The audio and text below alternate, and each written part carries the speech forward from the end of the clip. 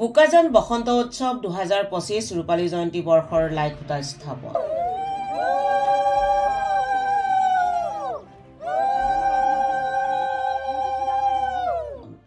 বোকাজান বসন্ত উৎসৱৰ লাইখুটা স্থাপন।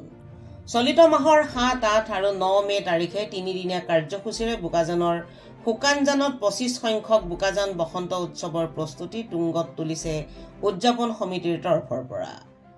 আজি 1 মে তাৰিখে উদ্যোগতা সমিতিৰ বিষয়ববীয়াসকলৰ উপস্থিতিত ধূপ ধূনা বন্তি নৈবেদ্যৰে ধৰ্মীয় ৰীতি নীতিৰে বোকাজান বসন্ত উৎসৱৰ অংগ হিচাপে লাইখুটা স্থাপন কৰে বিহুথলীত।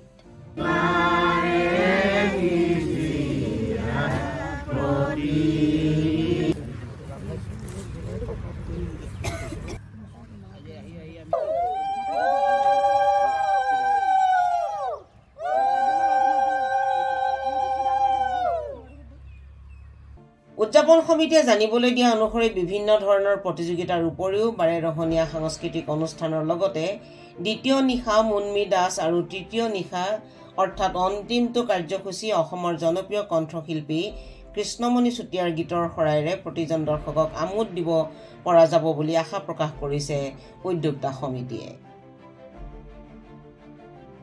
বোকাজানৰ পৰা ৰাহুল শৰ্মাৰ ৰিপৰ্ট, এনিটাইম 24।